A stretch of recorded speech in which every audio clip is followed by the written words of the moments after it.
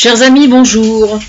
Alors si vous entendez des bruits bizarres, c'est parce que je suis en train de cuisiner et j'ai une pièce de viande qui est en train de grésiller sur le gaz. Ne vous inquiétez pas, ça va aller. Figurez-vous que je viens de voir une chose très étrange. Ici, dans mon petit village à Saint-Austrebert, 76, Seine-Maritime, il se trouve qu'il y a un carrefour qu'on appelle le carrefour des 5 routes. Et j'ai vu que la pancarte de Saint-Austrebert était tombée au sol. Alors je sais pas s'il a été sectionné ou s'il a été arraché, j'ai pas fait attention quoi. J'ai simplement vu que la pancarte était au sol.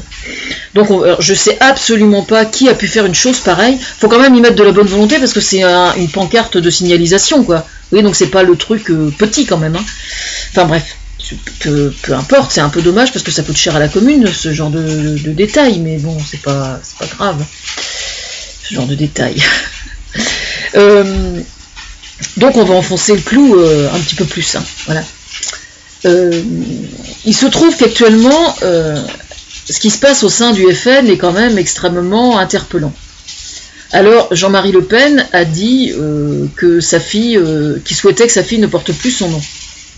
Moi personnellement, j'aurais été la fille de Jean-Marie Le Pen, j'aurais refusé de faire de la politique sous le nom de mon père. Et je m'en serais détachée dès le début. Dès l'instant, effectivement, que Marine Le Pen a choisi d'être l'enfant spirituel de son père, évidemment, du coup, elle se retrouve redevable par rapport à son père. Donc maintenant, elle gère le fait d'être redevable, elle le gère comme elle l'entend, voilà. Mais ce qui est très intéressant, c'est que j'ai entendu sur France Inter la revue de presse sur le sujet ce matin. C'était juste à mourir de rire, parce qu'évidemment, ils avaient mis des extraits de chansons, etc. Et donc c'était vraiment super marrant. Mais il y a notamment, je ne sais plus quel journal, qui a dit une chose tout à fait interpellante, qui a dit, et si Jean-Marie Le Pen, au fond de lui-même, souhaitait tout simplement que sa fille n'arrive absolument pas au pouvoir et ne se présente absolument pas aux présidentielles qui vont venir. Et je dois dire que j'ai trouvé ça d'une intelligence, comme quoi il n'y a pas que moi. Hein. J'ai trouvé que c'était une analyse tout à fait pertinente. Eh bien oui, parce que depuis le début de la création du Front National, le seul et unique but qui a toujours été celui revendiqué par le père était de gagner du pognon. Et uniquement de gagner du pognon. C'est-à-dire qu'il racle la merde au niveau idéologique en utilisant les valeurs colonialistes dans le seul et unique but de s'enrichir sur le plan personnel. C'est le seul truc qui a jamais compté chez les Le Pen de façon générale. Voilà. Marine Le Pen fonctionne exactement pareil, hein, vous inquiétez pas. Hein. Elle est bien la fille de son père en fait, il n'y a aucun souci. La preuve c'est que c'est son enfant spirituel quand même depuis le début qu'elle est entrée en politique. Donc c'est bien la preuve qu'elle est complètement dans les mêmes valeurs. Et donc c'est extrêmement interpellant parce qu'aujourd'hui, il dit carrément ce serait quand même une catastrophe qu'elle gouverne la France.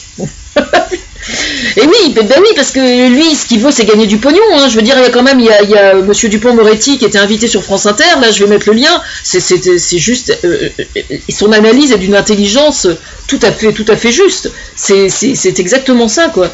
Je vais mettre le lien parce que c'est tout à fait interpellant. Enfin voilà, je suis absolument pas étonné, quoi. Je veux dire. Alors je vais tout de suite mettre les choses au clair parce que je sais que j'ai déjà expliqué quelque part qu'il fut un temps où mon père, à moi justement, votait Front National. Ça fait longtemps, hein, je précise. Enfin, il est décédé depuis quelques années maintenant. Mais c'est vrai qu'au moment où j'étais adolescente, on avait des discussions autour de la table avec mon frère aîné notamment au sujet de la politique. Enfin moi j'étais plus en retrait, j'observais ce qui se disait quoi. Et ça volait haut, quoi. Et on se prenait le bec souvent avec lui, parce qu'on n'était absolument pas d'accord avec lui, et en fait, c'est lui qui a changé son fusil d'épaule, parce qu'il s'est rendu compte que c'était complètement con, quoi. Et que le Front National ne mènerait jamais, sur le plan idéologique, sur le plan des valeurs et tout, était complètement bidon, et que c'était extrêmement grave de voter pour le Front National. Donc il a changé son fusil d'épaule au bout de quelques années. Ce qui a été l'occasion, d'ailleurs, que je me réconcilie, moi, avec mon père, d'une certaine façon.